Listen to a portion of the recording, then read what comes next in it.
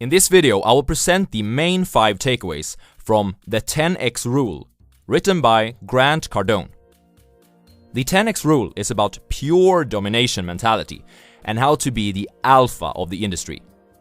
The overall main points that Grant Cardone makes regarding how to reach extreme amounts of success can be divided into 2 parts: extreme 10x goals and extreme 10x action. There are a bunch of practical takeaways that can help you wake up from your slumber and make you reach your full potential. Let's see how. Takeaway number 1. 10x goals bootstrap your success. Maybe you need to find a job, lose 40 pounds, or find the right partner. Although these scenarios cover different areas of your life, they all have one thing in common. The person who desires them is not there yet. To achieve success, to accomplish your goals, often turns out to be much harder than first anticipated. This is because people have a tendency to underestimate the time, energy, money, and effort necessary to bring their projects to the point of success. This is the reason why goals should be set much higher than what you might be comfortable with. Let's say my goal is to make a buttload of money.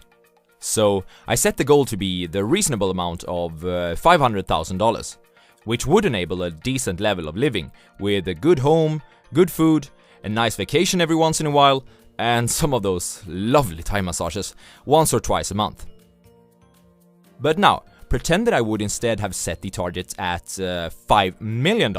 Now that is a buttload. No matter what I end up achieving, if I miss my target, which goal would I rather come up short on? You want a big margin of safety in order to bootstrap your success. This is a trick that is being adopted within sports, and more specifically, mental trainers use it regularly with their elite athletes. The athletes set out to become number 1, nothing else. Now, this might not always be realistic for everyone, but that's not the point either. The point is that the person's actions are then aligned with their 10x goal. And if the goal turned out to be out of reach, hey, at least the athlete ended up in 3rd place and succeeded to outcompete like 99.99% of all the other competitors. This holds true in business, personal life, or whatever. Set targets so high that even if you would come up short, you are still perceived as, and will be, a winner. Takeaway number 2. 10x action is required. Again, the amount of time, energy, money, and effort required to bring a project to success is oftentimes underestimated. When the miscalculation of the effort required becomes obvious, and it will, and you hit a wall, one becomes visibly disappointed and discouraged. This causes you to incorrectly identify the problem as a wall that you can't smash through, and sooner or later, you assume that the target is unattainable, and ultimately, throw in the towel. If you instead anticipate that the amount of work required would be of the 10x character, some setbacks are to be expected, and those walls that you hit will no longer be made out of concrete. And if this would turn out to be false, that there were no major setbacks or black or grey swans, hey, lucky you! By the way, check out my other video about black swans and how one best deals with randomness, link in the description. Regardless of how superior your product, service, or proposition is, there is always uncertainty, things for which you can't plan. The economy fluctuates, legal matters appear, competition makes your product inferior, you run out of cash, the whole industry becomes disrupted, technology changes, people problems, more people problems, elections, wars, strikes. These are just a few of potential unexpected events. Make a plan of the amount of action you need to complete in order to finish your project, with a margin of safety. Then multiply that with 10. There you go. Now you have a much more realistic number. Consider space travel and the moon landing. The fact that we can put humans on the moon and send freaking Teslas into outer space is mind-blowing. But it wasn't, and still isn't, an easy task. The initial target was of 10x character, and the amount of action required was 10x massive. To achieve greatness, your amount of action needs to be great. Takeaway number 3.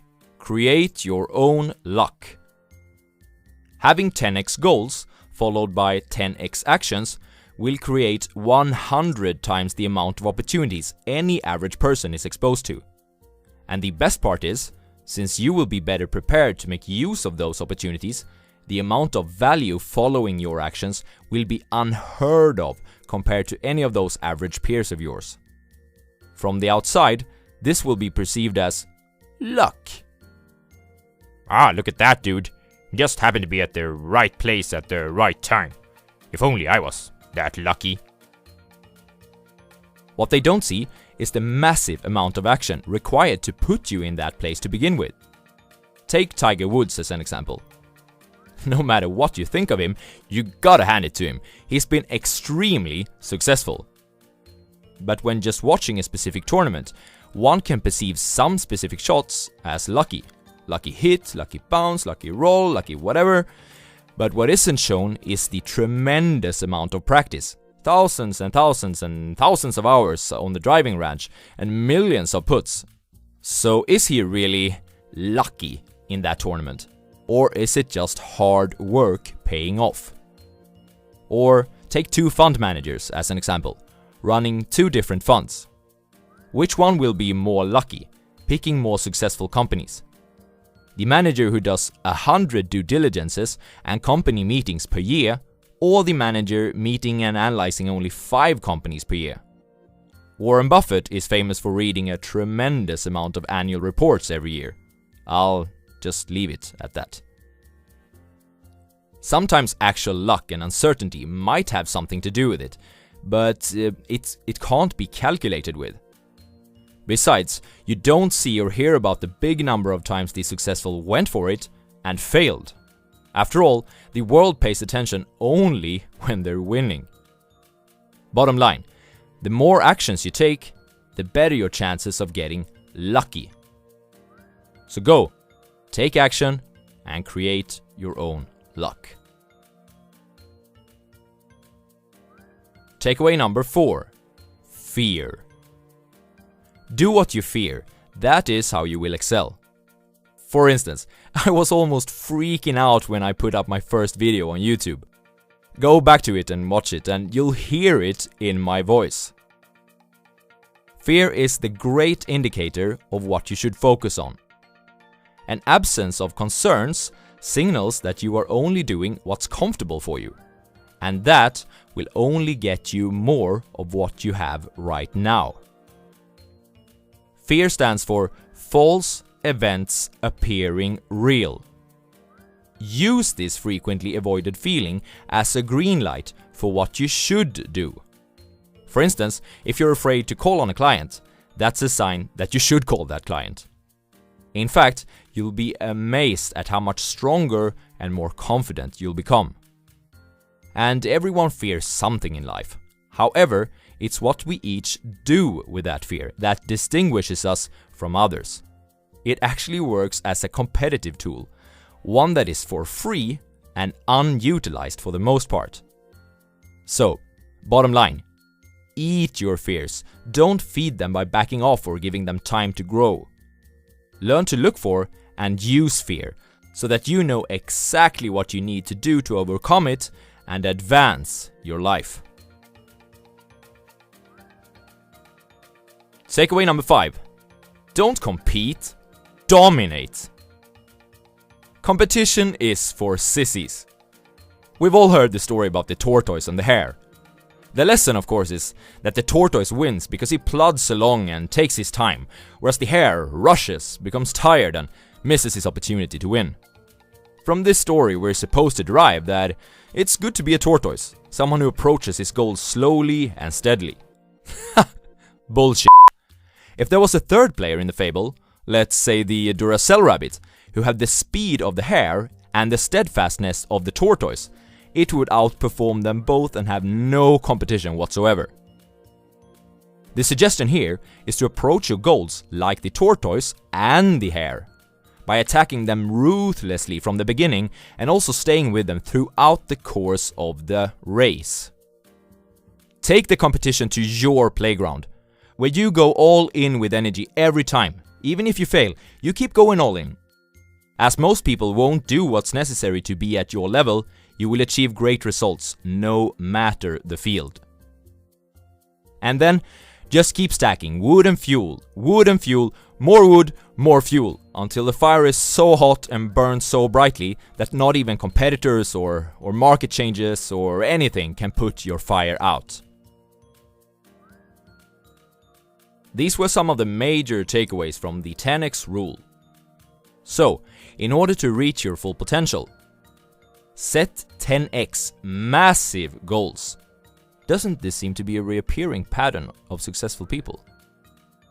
Projects usually require more than you first anticipate. Plan for and deliver 10x action.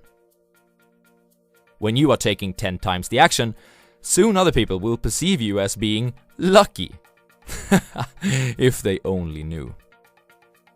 If there is something in the path to success that you fear, grab that fear by its ugly tail. Enhance the speed of the hare and the constant motion of the tortoise, and you will be unstoppable. I hope you have enjoyed this video, even if you are Norwegian, and that it can be a part of enabling you to reach your full potential. Have a good one.